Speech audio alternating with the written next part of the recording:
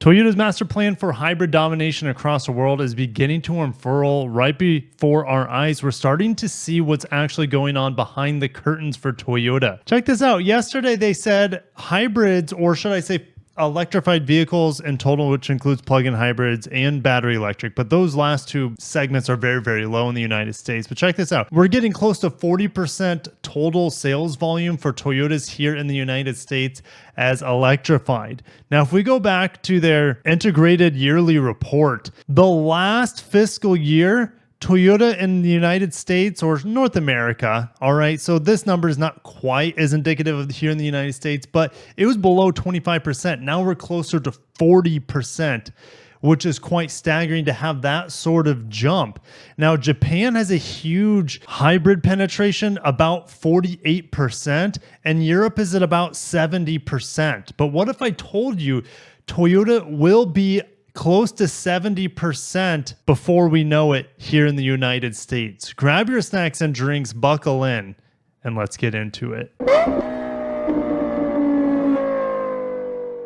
As of about a year ago, Toyota's electrification rate was 30%. I won't be surprised in the next few years it'll be double that. And here's why. If we go up to slide 30, there's like 100 slides in this report. If we go up here, Toyota has brought down the cost so much on hybrid vehicles compared to the first gen. Now we're in the fifth gen. They brought it down so much that they're able to make more profit on a hybrid than they are on a gas model. The third gen hybrid system, they were losing about 12% of their profits. Now they're getting 10% more profits compared to non-hybrid models. Why? They've been able to reduce the costs massively, and two, they can charge just a little bit more for their hybrids, at least for now.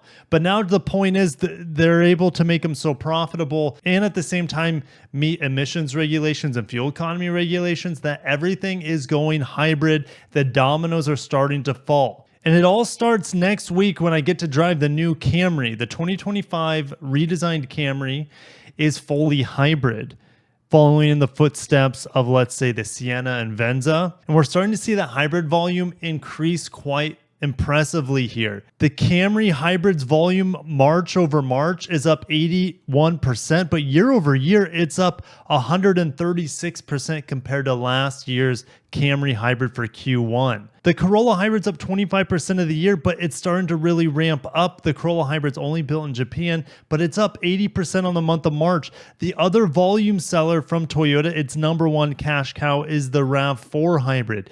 It is up about 200% on the year so far, and the hard-to-find RAV4 Prime is up 43% on the year. Overall, Toyota's electrified models, including their plug-in hybrids and the BZ4X and RZ, the fully battery electric, they're up 74% on the year. And Lexus is up 87% on the month. Go figure, I made a spreadsheet, guys. For Toyota, we had a big increase from Q1 2023 to 2024 for electrified vehicles. When I say EV, I mean electrified vehicles. That includes battery electric, includes fuel cell, includes plug-in hybrid, as well as their big cache of hybrid electric vehicles. So these two numbers are gospel, Q1 of 23 and Q1 of 2024.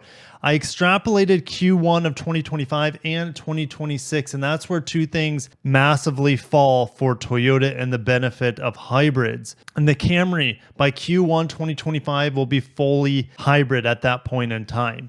Now, it will be fully hybrid starting next month with production, but since Q1 just came out, I'm going to base the numbers off of the most recent relevant information. So by Q1 2025, all Camrys are fully hybridized at that point, which boosts Toyota's volume of electrified vehicles from 36%, where it's at right now, to 50%. Now, I don't expect Lexus to be able to, let's say, fully hybridize the NX or the RX anytime soon. As a luxury customer, you want to have the option open for maybe a turbo model instead of a hybrid. So expect Lexus to be a laggard behind Toyota, I think, when it comes to hybrid penetration. we'll see more battery electric vehicle penetration for them in 2026 and beyond. Even if you include Lexus, by Q1 2025, 1 of every 2 Toyota or Lexus vehicles on the road is electrified, most of them hybrid electric. And in Q1 2026, where I'm expecting the next gen RAV4 to get a redesign, is fully electrified as well, just like the Camry, except it'll have plug-in hybrid and potentially fully battery electric variants as well. Stay tuned on that. But in Q1 2026, when the new RAV4 is out full time, it will boost electrification in the United States for Toyota up to 63%. And if you even include Lexus, we're still over 60%. And in 2027, I think we could see the next gen Corolla be fully hybridized as well. Currently, the hybrids are only brought over from Japan for the Corolla. But in 2025, we have the North Carolina battery plant for Toyota go online. So we'll have 2 battery electric vehicle battery lines coming out of that plant in North Carolina, but the other 8, if I remember correctly, are for plug-in hybrids and hybrids. And so we'll have all the RAV4 batteries we could want, all the Camry and Corolla batteries we could want for their hybrids and plug-in hybrids. It's really, really exciting. And so even by 2027, we could see this go up even further. And by 2030, we might be seeing 80-90% of all Toyota and Lexus volume here in the United States as electrified. I broke down the volume sellers for Toyota, the Camry, the RAV4, and Corolla, as well as the volume sellers for Lexus here. And we went from 5.6% hybrid penetration for the Camry in 2023 to 11.5% here in 2024. For the RAV4, we were at 29.6% hybrid penetration in 2023, and now we're almost up to 50% with 46% in 2024. My landscaper guys in the backyard with the weed whackers, so maybe that's indicative of Toyota weed whacking the competition with their highly sought after hybrid models. The Corolla actually dropped in hybrid volume. That's kind of the outlier year over year. But if we look at the NX, it went from 30% penetration to 48% penetration, the RX 29% to a staggering 43%, and the ES 25% to an impressive 40% hybrid penetration. Now, like I mentioned, Toyota's been able to bring down the cost of hybrid vehicles over the years. They will do the same for battery electrics as well, but in a faster pace. In 2026 alone, with the BZ4X to compare to the next gen models coming off of gigacasting and next gen batteries, all that good stuff, they're reducing development costs 30%. And then in the future, it'll be down half of what the BZ4X costs to develop. So just as Toyota's hybrids got better over time, more efficient, more powerful, the same thing will be happening for Toyota's battery electric. So just don't think that Toyota is like, oh, hybrids, that's all we want to do. No, they are still committed to penetrating 30% of their total sales volume as battery electric by 2030.